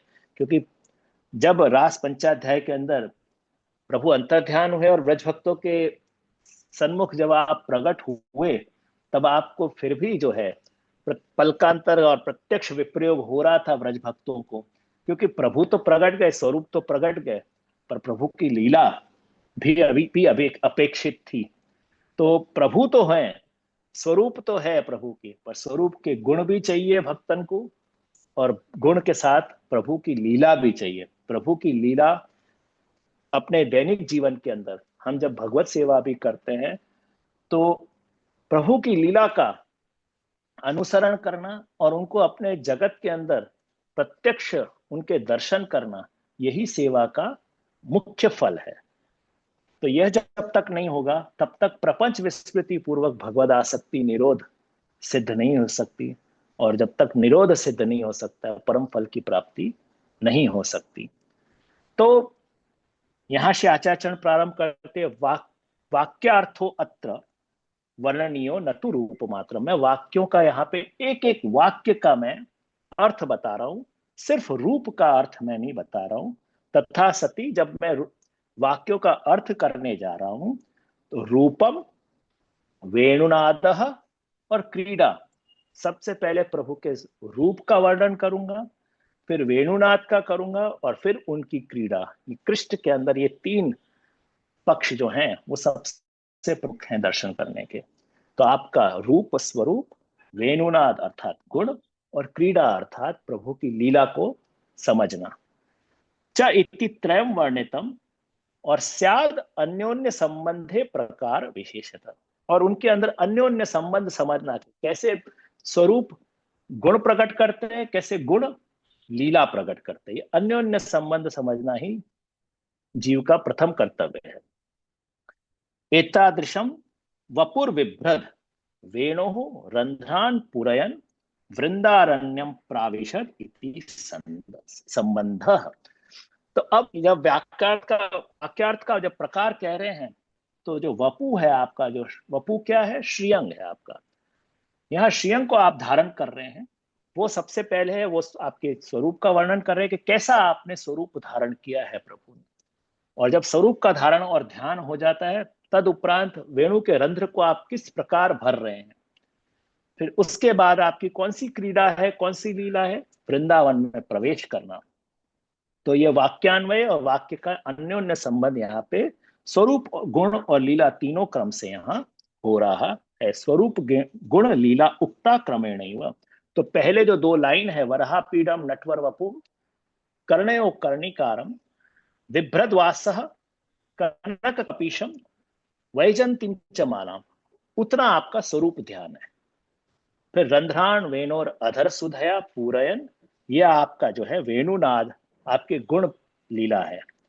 जब वेणुनाद हो गया, फिर आपकी लीला कौन सी है, गोप वृंदई वृंदारण्यम स्वपद रमणम प्राविशद गीत कीर्ति। तो ये तीन भाग में पूरी भक्ति स्थापना प्रभु करवा रहे हैं। तो यहां पर जो है स्वरूप, गुण, लीला उक्ता क्रमेण एव। अब सर्वप्रथम जो है वरहो मयूर पिच्छम स एव आपीड़ शिरोभूषणम यस्य वपुषः नित्यम मयूर अनुकरण च एतत्। तो बरहो, बरहो का क्या अर्थ है? श्री आचार्य क्या करते हैं? बरहो यानी मयूर पिच्छम, मोर के पिच्छ। स एव आपीड़ यानी उनका मुकुट बनाना, उनको एक प्रकार से ऐसे सजाना जैसे मुकुट की तरह दर्शन हो। वो शिरोभूषणम यस्य, वो आप श्री मस्तक पर भूषित कर रहे हैं, सुशोभित कर रहे हैं। वपुषा, ऐसा आप स्वरूप धारण कर रहे हैं। अब क्यों? क्योंकि नित्यम मयूर अनुकरणम, क्योंकि नित्य जो है मयूर का अनुकरण करना चाहते हैं आप, नित्य के रूप से जो मयूर का अनुकरण करना चाहते हैं। तो सच उद्भुत रस एव तथा इति भगवत अपि उद्भुत रसात्मकत्वम सूचितम भवत्य अनेन। क्यों? क्योंकि जैसे मयूर उद्भुत रस में अपने मोर पंखों को फैलाता है, ऐसे ही प्रभु भी अपने भक्तों के लिए उद्भुत रस में आप नृत्य करना चाहते हैं। आप रस जो है आपका अधिक हो चुका है, वह यहाँ पर प्रतिपादित हो रहा है, वह यहाँ पे इंकित हो रहा है। इसके लिए प्रभु भी, क्योंकि मोर तो जब वर्षा होती है और जब वो उद्भुत होता है तब पंख फैलाता है, पर प्रभु तो सदैव आपके लिए, अपने भक्तों के लिए, जहां भगवत स्वरूप से प्रभु विराज रहे हैं वहां पे मोर पंख धारण करके, मोर शिखा जो ऊपर धारण करते हैं, आप जोड़ धारण करते हैं। आज ही श्रृंगार है, आज आषाढ़ी एकादशी की जो श्रृंगार है, आप लाल पिछोड़ा धर रहे हैं, लाल कुले है, और ऊपर वापस मोर का बरहा पीडम, आप मोर की जो जोड़ धारण कर रहे हैं। तो ये जोड़ धारण करना, कभी राजस तामस सात्विक भक्तों के भाव से 3 जोड़ धारण करते, कभी 5 धारण करते हैं, 4 स्वामी जी के भाव से, और एक जो है आप ये जो इस प्रकार से जो आप पुल्लिंग के भाव से भी धारण करते, तो ऐसे 5 प्रकार से भी आप धारण करते, कभी सप्त धारण करते, कभी 9 जोड़ धारण करते हैं। विशेष जैसे जैसे आपको लीला करनी है, वैसे लीला को सूचन करने के लिए वैसे वैसे जोड़ आप बढ़ा देते हैं। तो वो बरहस्य आपीडम आप धारण कर रहे हैं। इसमें श्री हरिराय चरण का भी याद आया कि मुझे ये जरूर देख लेना चाहिए कि क्यों प्रभु मोर पंख ही धारण करते हैं। तो मयूर चंद्रिका धारण विचार है श्री हरिराय चरण के हरिराय वांग मुक्तावली ग्रंथ के अंदर, दुस्संग विज्ञान प्रकरण निरूपण के बाद का ग्रंथ है ये। तो वहां पे ऐसा प्रकार मिलता है कि जहां पे कृष्ण शरणाष्टकम जो है आपने प्रकट किया, उनके अंत में ये ग्रंथ लिखा हुआ है, एक प्रकार से स्वतंत्र लेखन है। वरहापीडम अभिरामम मृगमद तिलकम कुंतलाक्रांत गल्लम कंजाक्षम कंबुकंठम प्रहसित प्रहसित वदनम स्व आधरे न्यसत वेणुम श्यामम शांतम त्रिभंगम रविकर वसनम भूषितम वैजंत्या वंदे वृंदावनस्थम युवती शतयुतम ब्रह्म गोपाल वेशम। तो प्रभु कैसे हैं? तो मयूर चंद्रिका धारण विचार में शर्राचरण आज्ञा करते हैं कि मोर मुकुट को धारण करने से जो अत्यंत मनोहर हो गए हों और वो उनको बहुत सुंदर और प्रिय लगते हों। और आपने कैसा तिलक धारण किया? मृगमद का तिलक धारण किया हुआ है, और कंठ प्रदेश में घुंघरालू केश से आप आवृत हो रहे हैं। आपके नेत्र कमल जैसे सुंदर हैं और जिनका कंठ शंख जैसा सुंदर हो। प्रहसित मुखारविंद जिनका ऐसा जैसे सदैव स्मित के सहित हो, प्रहसित है, आप आनंद में विराजते हैं। अपने अधर पर वेणु धारण किए हुए हैं। आप श्याम वर्ण के हैं, शांत स्वरूप हैं, ललित त्रिभंगी हैं, सूर्य की किरण जैसे पीत पीतांबर धारण किए हुए हैं, और ऐसे आपने वैजयंती माला से विभूषित हैं। ऐसे वृंदावन में विराजमान सैकड़ों सहस्त्र युवती जनों को व्रज भक्तों से आप घिरे हुए हैं। ऐसे गोपाल के वेश में विराजमान ब्रह्म स्वरूप प्रभु की वर्णन मैं कर रहा हूं। अब क्यों मयूर पिच? तो आप आज्ञा करते हैं नित्यम मयूर अकरणमिति अत्र, के नाचते हुए मोर का अनुकरण करना है। कि जब प्रभु नाचते हैं तो मोर का अनुकरण करते हैं, मयूर नृत्य करते हैं। नृत्यन मयूर आकरण कर्णम इति अत्र तथा मयूर उद्बुद्धे रसे नृत्यति। जब मयूर उद्बुद्ध रस हो जाता है तो वो नृत्य करने लगता है, और जब नृत्य करने लगता है तदा स्वपक्षान मुकुटवत धारयति, अपने पंखों को मुकुट की तरफ फैला देता है। इसी के लिए प्रभु भी वैसे मुकुट धारण करते हैं। तो तथा मयूर उद्बुद्धे रसे नृत्यति तदा स्वपक्षान मुकुटवत धारयति तेन मयूराणाम नृत्यम कदाचित कम। तो ऐसे जो है पंखों को मुकुट के तरह समान धारण कर लेता है। नाचते हुए अत्यंत हर्षयुक्त मोर पंख पूरे गोल हो जाते हैं। इसी प्रकार मोर पंख भी प्रभु गोल धरते हैं तथा अपने सिर पर मुकुट की भांति फैला देते हैं। इसी प्रकार प्रभु भी अपने श्रीमस्तक पर उसको धारण करते हैं। अब यहाँ पे कहते हैं कि मोर तो नृत्य कदाचित करता है, जैसे अभी वर्षा ऋतु है या कभी उद्भुत रसात्मक हो गया तब जाके करता है। पर प्रभु कैसे हैं? अपने जो प्रभु जो हैं, आप जो है सदा सर्वदा मयूर पंखों को अपने मस्तक पे धारण करते हैं और आपकी लीला सदा स्वरूप में विराजती है। तो तेन मयूराणाम नित्यम कदाचित कम, पर भगवान तो सदैव मयूर पक्षान धारयति। प्रभु तो सदैव अपने भक्तों के लिए उद्भुत रस में विराजमान है। तेन सर्वदा उद्भुत रसात्मको भगवान तिष्ठति अपरंच। तो प्रभु तो सर्वदा आप जो है उद्भुत रस में भक्तों के लिए विराजमान है, रसात्मक स्वरूप से विराजमान है, अर्थात रस से पूर्णतः भरे हुए हैं। तो प्रभु जो है कदाचित लीलाएं अपने भक्तों के लिए नहीं करते हैं, आप सर्वदा लीला में विराजमान है। इसके लिए अपन विशेष करके मोर पंखों की जोड़ धरते हैं। अब मोर पंख की जोड़ ही क्यों? तो यथा मयूरस्थस्य अलौकिक रीत्या रमणम, क्योंकि शास्त्रों में ऐसा माना जाता है, कहा जाता है कि जो मयूर की जो रमण है वो अलौकिक रीत से है। इसी के लिए प्रभु के जो रमण भी है वो लौकिक भाव से नहीं है, वो अलौकिक भाव से है। इसके लिए प्रभु मोर पंख धारण करते हैं। क्योंकि अलौकिक रीत से कैसे है? मयूरस्थ अलौकिक रीत्या रमणम, क्योंकि ऐसा माना जाता है शास्त्रों में कि मोर ही ऐसा प्राणी है समस्त प्राणियों के अंदर जो अलौकिक भांति विषय भोग नहीं करता है। क्योंकि जब मोर अत्यंत हर्ष से जब अपने पंखों को गोलाकार में फैला देता है तो मुकुट बन जाता है, और जब वो नृत्य करने लग जाता है तो उसके आंसू बहते हैं, हर्षाश्रु बहते हैं। और वो हर्ष अश्रु हैं उसको जो मोरनी पीती है वहां से नेत्र से, और तब वो गर्भ धारण करती हैं। उसका गर्भ धारण करने का लौकिक प्रकार नहीं है, ये अलौकिक जो है, ये शास्त्रोक्त बातें हैं कि जो ब्रज में मोर है। अब अपन ये देखेंगे कि ऐसे होता है नहीं होता, पर शास्त्र में वर्णन है। तो ब्रज के मोर जो है वो इसी प्रकार से अलौकिक रीत से ही जो है आप जो लौकिक जो है भांति भोग करते हैं, अलौकिक भांति भोग करते हैं, लौकिक भांति नहीं करते। तो मोरनी जो कैसे गर्भ धारण करती हैं? जब वो हर्ष अश्रु मोर के बहते हैं उनको जब वो पीती हैं, उनको पीकर मोरनी गर्भ धारण करती हैं। अर्थात नेत्र के द्वारा जो हर्ष अश्रु जो है, हर्ष जो प्रसन्नता पूर्वक जो है जो अश्रु हुआ है उसको पी के वो जब गर्भ धारण करती है, उसी गर्भ धारण करने का ये अलौकिक प्रकार है। तो प्रभु जो है उसी प्रकार से अलौकिक रमण करते हैं, पारस्परिक संयोग नहीं है। क्योंकि प्रभु जो है भगवान मोरपंख शिरोधार्य करते हैं, ये अलौकिक रमण का प्रतिपादन करते हैं। तो प्रभु कभी भी जो है कोई भी प्रभु की भगवद लीला जो है वो लौकिक भाव से है ही नहीं, अलौकिक भाव से है। इसके लिए प्रभु जो है तथा भगवतोपि स्वामी भी सह रमणम नेत्र द्वारा एवं, कि प्रभु का भी जो स्वामी जियों के संग जो रमण है वो नेत्र के द्वारा ही है, अलौकिक रीत से है। इनको लौकिक भाव से कभी भी दर्शन इस प्रकार नहीं करना चाहिए।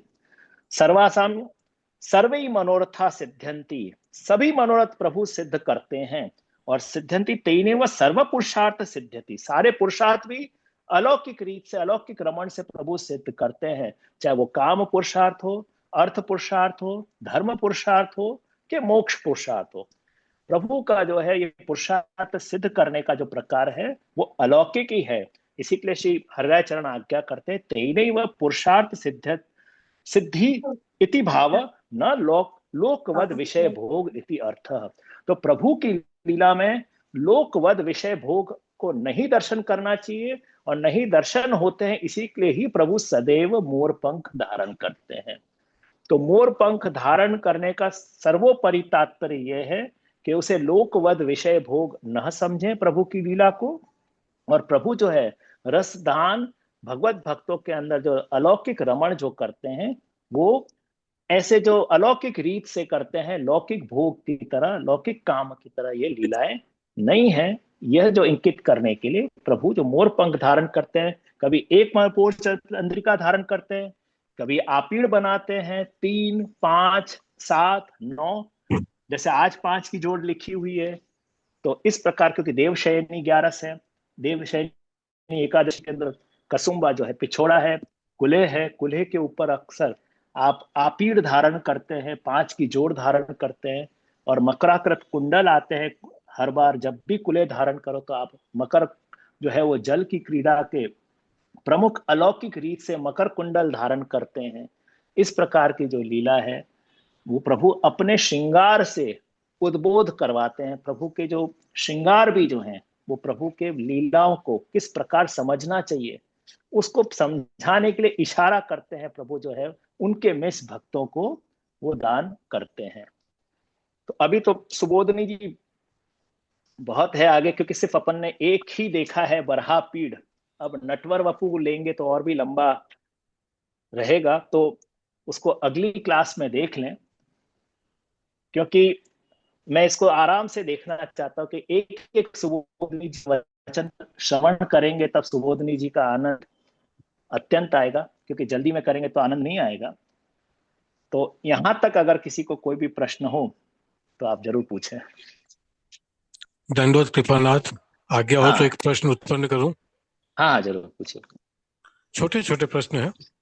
हाँ हाँ। जो प्रमेय स्वरूप का जो आपने वर्णन किया वराहपीडम नटवर वपु में, हाँ तो इसका प्रमाण स्वरूप जो गोपीनाथ प्रभुचरण ने सौंदर्यम निज रतिगतम प्रकटितम जो आचार चरणों का स्वरूप का जो किया है वर्णन, तो ये प्रमाण स्वरूप ऐसे माना जा सकता है ये प्रभु नहीं, का स्वरूप अब और ये पूछिए। आचार चरण का प्रमाण स्वरूप के रूप में?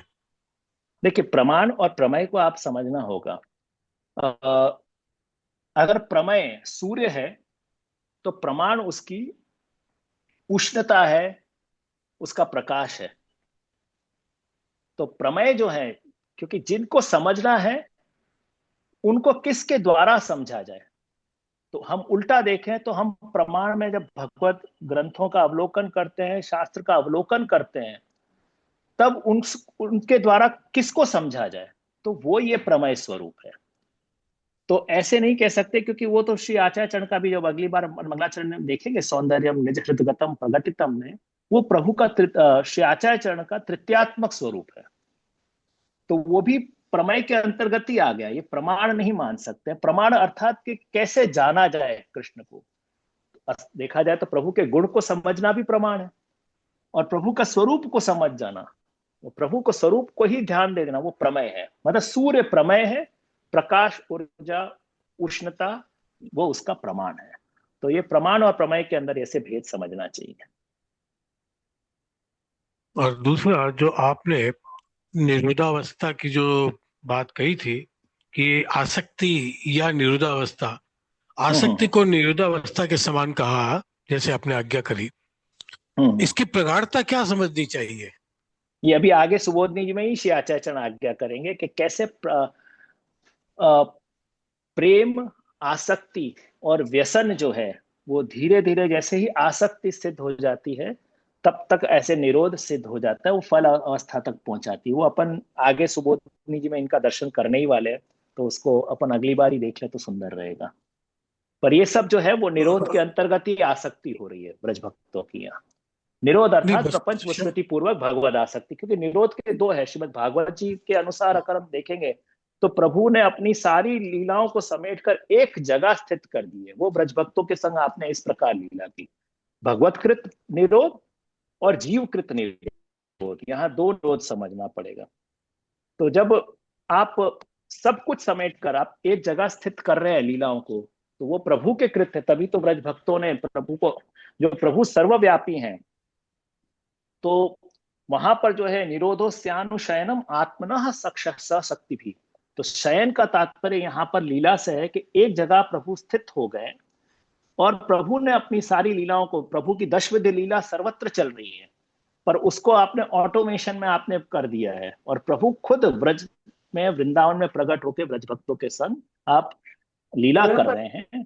वो प्रभु का निरोध है। और ब्रज भक्तों का निरोध क्या है कि वहां प्रपंच की विस्मृति हो गई है और उनको भगवद आसक्ति सिद्ध हो रही है। तो यहाँ आसक्ति सिद्ध होते ही भगवद आसक्ति ही केवल हो जाना, वही एक निरोध का लक्षण है। तो तात्पर्य कि इससे भी श्रेष्ठतम अवस्था फिर क्या है? आसक्ति अवस्था से भी श्रेष्ठ अवस्था क्या है, या वही फलावस्था ही मानी जानी चाहिए? फलावस्था की तरफ जा रहे हैं, क्योंकि वैसे तो लालू भट्ट जी ने भी जो है श्री आचार्यचरण के ग्रंथों का इस प्रकार से वो करा है। ठीक है। हाँ, वहां पे पहला है, वो भी अपन एक बार ले लेंगे। परोक्ष भगवद रुचि, प्रत्यक्ष भगवद रुचि, तद उपरांत प्रेम, फिर आसक्ति, व्यसन और सर्वात्म भाव। ये उत्तरोत्तर बढ़ता जाएगा। और सर्वात्म सर्वस्विन आत्मनो भाव ही परम फल को सेवायाम फलम त्रय, वहां श्री आचार्यचरण कर आज्ञा कर रहे हैं। पर ये सब निरोध अवस्था के अंतर्गत आता रहता है। हाँ, आगे फल है आसक्ति के बाद भी, वो व्यसन है, और व्यसन का सर्वात्म भाव है, और सर्वात्म भाव का सेवायाम फलम त्रय है, जो अलौकिक सामर्थ्य आएगा बाद में। और किसी का प्रश्न है? एक छोटी सी और शंका थी कि हाँ, भागवत जी के संबंध में महाप्रभु जी की क्या आज्ञा है? जो आज का पैटर्न जो भागवत जी का जो चल रहा है, और महाप्रभु जी का जो उस पर जो विचार है, विशेष करके पुष्टि जीवों के प्रति, उनको भागवत जी के प्रति कैसा व्यवहार रखना करना, या क्या उनका कर्तव्य है, उस पर थोड़ी खुलासा हो तो अपन कर लेंगे। पर ऐसे शास्त्रार्थ प्रकरण में श्री आचार्यचरण आज्ञा करते हैं कि प्राण कंठ में भी क्यों न अटक जाए, तो भी हमें विद्यार्थ भागवत जी नहीं करनी चाहिए। जिसका सबसे बड़ा उदाहरण तो हमारा ही घर है, जहाँ हमारे मथुराधीश प्रभु, जिनके माथे विरासत थे पद्मनाभ दास जी, पद्मनाभ दास जी को आपने संकल्प लेवाया कि आप भागवत जी से वृत्ति नहीं करेंगे। तो आप जब भागवत जी से वृत्ति नहीं करेंगे, तो भागवत जी जब आप वित्यर्थ करते हैं, उससे प्रभु प्राप्ति नहीं होती है, लौकिक प्राप्ति होती है। अब वृत्ति क्या है? जो आज भागवत सप्ताह जो द्रव्य दे के किया जाता है, तो जब द्रव्य दे के दिया जाता है तो फिर लौकिक द्रव्य से लौकिक ही प्राप्त होंगे, अलौकिक पुष्टि पुरुषोत्तम प्राप्त नहीं हो सकते। तदुपरांत पद्मनाभ दास जी ने ये वृत्ति छोड़ दी, और इसी के लिए आप जो है यहीं पे आप आज्ञा करते कि प्राण कंठ में भी क्यों न अटक जाए, तो भी मैं भागवत जी की वृत्ति नहीं करनी चाहिए।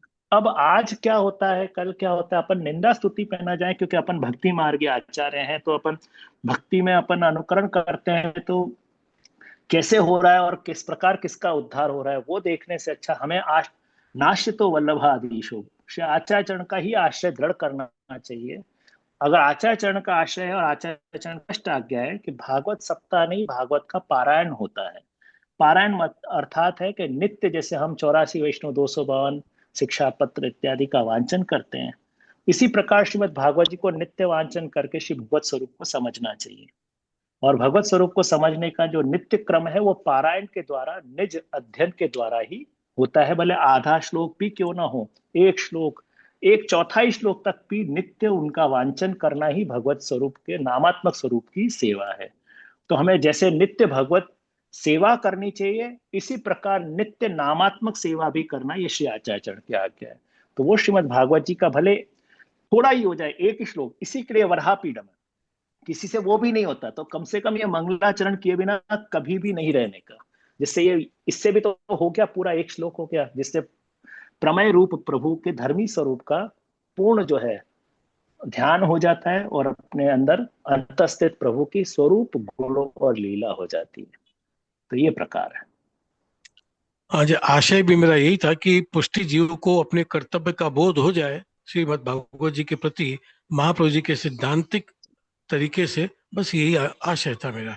बाकी क्या है आज उससे चर्चा, उससे मतलब नहीं है। बस अपन श्री महाप्रभु जी की आज्ञा जो है, कृष्ण सेवा सदा कार्य, तो कृष्ण सेवा सदा करनी चाहिए, और सेवा के अंदर जो है संयोग विप्रयोगात्मक जो है एक स्वरूप सेवा और नाम सेवा ये निरंतर नित्य चलनी चाहिए।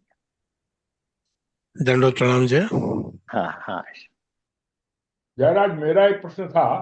हाँ हाँ। पुरुषोत्तम सहस्त्र नाम का पाठ करना, हम्म। उससे भी श्री भागवत का पाठ हो जाता है?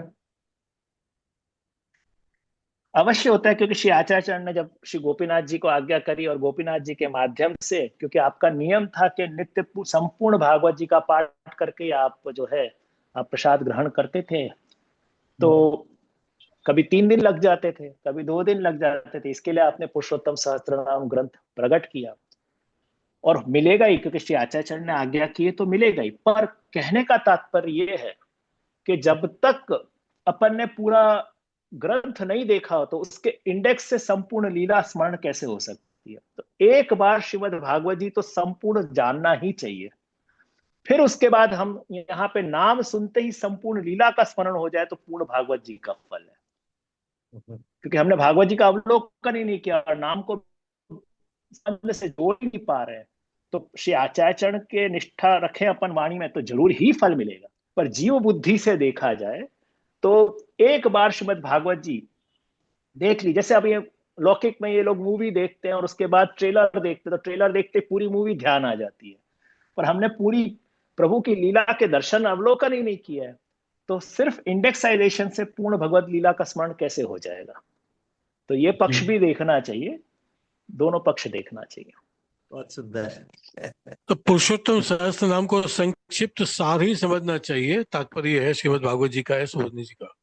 हाँ, अगर अपन दर्शन करें, अगर पूर्ण ये पूरा सुबोधनी जी का दर्शन करें और अगर एक एक नाम जो है अगर ध्यान में तुरंत आ जाए और लीला का स्मरण तुरंत हो जाए तो पूर्ण फल है। बाबा, एक प्रश्न मेरी पूछ रही हो। सुबोधनी जी में प्रथम स्कंद और द्वितीय स्कंद है और फिर 10वां स्कंद है। बाकी स्कंद के ऊपर आचार्य चरण ने कोई टीका नहीं लिखी थी?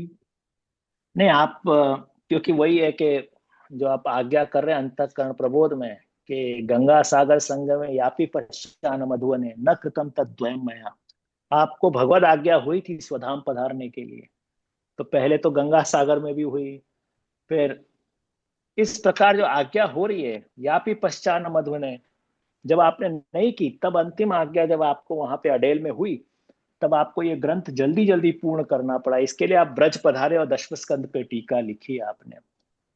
तो वैसे तो 11 स्कंद के भी कुछ अध्याय के आपके मिलते हैं, वो अपनी इंडेक्स अपन पूरा प्रस्तुत करेंगे इसका आगे भी। तो आपने 10वें स्कंद को प्रमुख समझा, क्योंकि सबसे ज्यादा अध्याय जो 335 अध्याय में से 90 अध्याय जो है 3 प्रक्षिप्त भी मिलान है तो 10वें स्कंद के अंदर है। और क्योंकि ये निरोध लीला है, प्रभु का हृदय है और सब हार्द सब प्रभु का समझ लिया तो संपूर्ण लीला समझ जाते हैं। इस कारण से आपने 10वें स्कंद की आपने सुबोधनी करी, पर भागवतार्थ पूरा है। तो अगर अपन भागवतार्थ और पुरुषोत्तम सहस्त्रनाम दोनों मिला के देख लें तो श्री आचार्य चरण के माध्यम से संपूर्ण भागवत समझ में आ सकती है। अगर उसका संकलन साथ में देखा जाए कि सबसे पहले भागवतार्थ देख लें, भागवतार्थ के बाद में पुरुषोत्तम सहस्त्रनाम देख लें, और जहां जहां सुबोधनी जी वहां देख लें, क्योंकि सुबोधनी जी में आपने 4 जैसे पहले 4 प्रकार के तो भागवतार्थ में वर्णन कर लिया श्रीमद भागवत जी के जो है, क्योंकि स्कंधार्थ शास्त्र जो स्कंधार्थ और पहले शास्त्रार्थ, फिर स्कंधार्थ, फिर प्रकरणार्थ, और एक एक के बाद में आपने एक एक प्रकरण के बाद में आपने अध्यायार्थ, ये 4 लीला का वर्णन तो आपने भागवतार्थ में कर लिया, तो संपूर्ण भागवत तो वहीं समझा दिया आपने। तो अगर हम भागवतार्थ को देख ले तो संपूर्ण भागवत समझ में आ जाती श्री आचार्य चरण के माध्यम से। और यहाँ बाकी 3 लीला की, क्योंकि श्लोकार्थ और वाक्यार्थ और शब्दार्थ ये 3 बच जाते हैं। तो ऐसे देखा जाए तो श्री आचार्य चरण के माध्यम से संपूर्ण भागवत तो समझ में आ ही रही है अपन। आचार्य चरण पुरुषोत्तम सहस्त्र नाम आप हिंदी में भी कर सकते हैं क्या जो है? कोई भी श्लोक को हिंदी मूल में संस्कृत में करना है तो सब भी कर लीजिए, किसी चीज में भी कर लीजिए। जैसे अभी आजकल नहीं, उसका गुजराती में उसका हिंदी में यमुनाष्टक के अर्थ भावार्थ रहता है आता ना। है। हाँ, समझ में तो आपको हिंदी में ही आएगा, पर हाँ साथ तो साथ में मूल संस्कृत जो मूल वाणी है, मैंने इसी के लिए आज सुबोधनी जी को ही साथ साथ लिया श्री आचार्य चरण का, इसके लिए अच्छा, थोड़ा सा संस्कृत पढ़ के फिर हिंदी में पढ़ना, हाँ तो संस्कृत तब का पूर्ण पढ़ समझ के में। फिर हिंदी में। हाँ अच्छा, नहीं है तो पहले क्या होता है, जैसे भागवत जी में भी यही मैं कहता हूँ कि एक पहला श्लोक पढ़ लो, फिर भागवत जी को भी हिंदी में पढ़ो और अंतिम श्लोक देख लो। कम से कम श्लोक के प्रति अच्छा आग्रह रखेंगे तो मूल वाणी के प्रति अपना आग्रह रहेगा। अच्छा, जैसे धन्यवाद। हाँ हाँ जयराज आचार्य चरण के बाद में किसी ने भागवत की टीका आचार्य बालकों ने प्रकट की है क्या? है, आपकी तो टिप्पणी है गुसाइन जी की, फिर लेखकार वल्लभ जी हैं, फिर योजना और पुरुषोत्तम जी की भी है, फिर निर्भय राम भट्ट जी की भी है, कारिकार्थ। आप अपने यहाँ बहुत मिलती है, पूरे सबके ऊपर आगे मिलती है। आचार्य चरण के सुबोधनी जी के ऊपर अनेक टीकाएं प्राप्त है। जी, सारे स्कंदों के ऊपर है? नहीं, जितनी सुबोधनी जी हैं उतने के ऊपर है। पूरे स्कंदों पर किसी ने टीका नहीं की है? नहीं, टीका नहीं की, भागवतार्थ के ऊपर आगे वापस है, तो भागवतार्थ में भी टीका की है, तो पूरे भागवत जी का जो है वो भी एक प्रकार से जो है शास्त्रार्थ, स्कंधार्थ, प्रकरणार्थ, अध्यायार्थ, वो सब कुछ पूर्ण मिलेगा जी। उनमें पूरी लीला का वर्णन हो जाता है करीब करीब। जय और जय दंडवत। जय जय। अपने पुरुषोत्तम सहस नाम करते हैं तो भागवत जी भी उसी में आ गई। अगर भागवत जी का श्लोक न करे और पुरुषोत्तम सहस नाम कर रहे हैं तो वो श्लोक आ गया उसी में। वही मैंने कहा था कि श्री आचार्य चरण की कहानी से अवश्य आएगा, पर फिर भी अपन को भागवत जी अवलोकन एक बार कर लेना चाहिए। और बरहा पीडम नेटवर्क को आपने बताया, तो वो अगर अपन डेली कर लेते तो भागवत जी का श्लोक हो गया। हाँ, क्योंकि कम से कम समय नहीं हुआ तो प्रभु की नामात्मक सेवा करने के लिए श्रीमद् भागवत जी का एक श्लोक, एक नहीं तो आधा, एक आधा नहीं तो एक चौथाई भी करने की श्री आचार्य चरण की जो आज्ञा है वो परिपूर्ण ये श्लोक से हो जाती है। इसके लिए मंगलाचरण में इनका समावेश किया गया है। तो ये नित्य कर लेने से भागवत जी का हो जाएगा। अब उसको मैं एक एक्सक्यूज तो नहीं मानूंगा, पर हाँ कि जरूर है, पर इतना तो कम से कम कभी ना भी हो, ऐसी अवस्था हो तो करना है, इतना तो कम से कम चाहिए। जयराज पुरुषोत्तम सहस नाम का पाठ तो भागवत जी के बराबर ही है ना? बराबर है, सही है। हैं? हाँ सही है, बराबर है। श्री पुरुषोत्तम सहस्त्रनाम कर लेते तो श्रीमद् भागवत जी का, पूर्ण भागवत जी का एक फल अध्याय, एक प्राप्त है। पुरुषोत्तम सहस नाम का एक अध्याय रोज कर लेते हैं। अवश्य, बहुत सुंदर। और किसी का कोई प्रश्न है क्या? तो आगे 10-12-15 दिन बाद में फिर डेट रख लेते हैं। हाँ जरूर, क्योंकि अभी तक तो सिर्फ बरहा पीढ़ी हुआ है, अभी तक तो पहला ही हुआ। हाँ, अभी तक अब वो जैसी आपकी आज्ञा हो। और जयराज मैं फिर टेलीफोन आपको कर लूंगा। आचार्य श्याम मनोहर से भी एक दफे वो कार्यक्रम रहेगा 19 तारीख को। हाँ हाँ, तो बात कर लेंगे, मैं टेलीफोन कर दूंगा आपको। जरूर जरूर जरूर। जय जय दंडोत। हाँ आशीर्वाद, हाँ खूब आशीर्वाद। प्रणाम कृपानाथ, कोटि कोटि दंडवत। जय जय दंडवत आज आपके दर्शन हुए, दर्शन ही दुर्लभ है।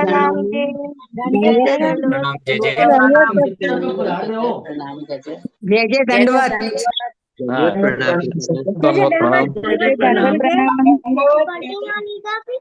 दंडवत प्रणाम। जय जय प्रणाम।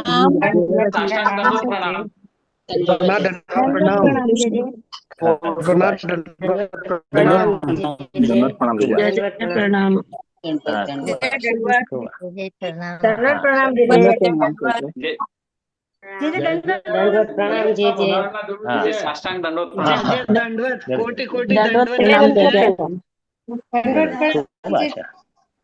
दंडवत प्रणाम। जय जय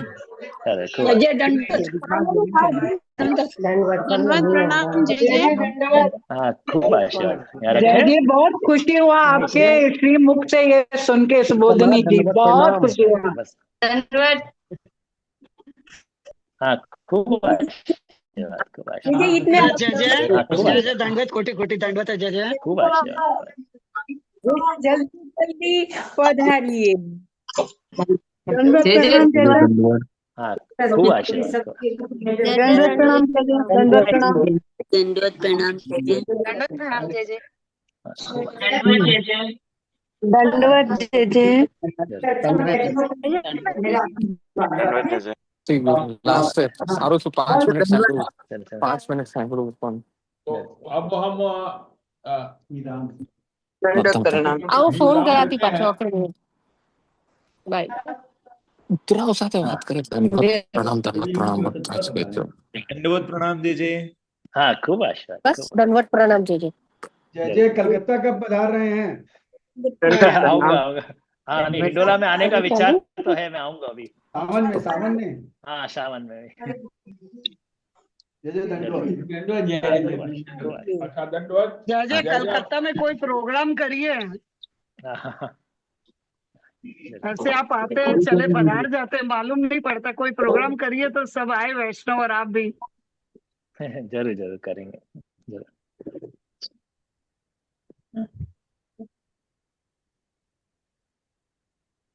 जय दंडवत प्रणाम। हाँ खूब आशा रखूँ। हाँ जय जय दंडवत प्रणाम जय जय दंडवत प्रणाम। ठीक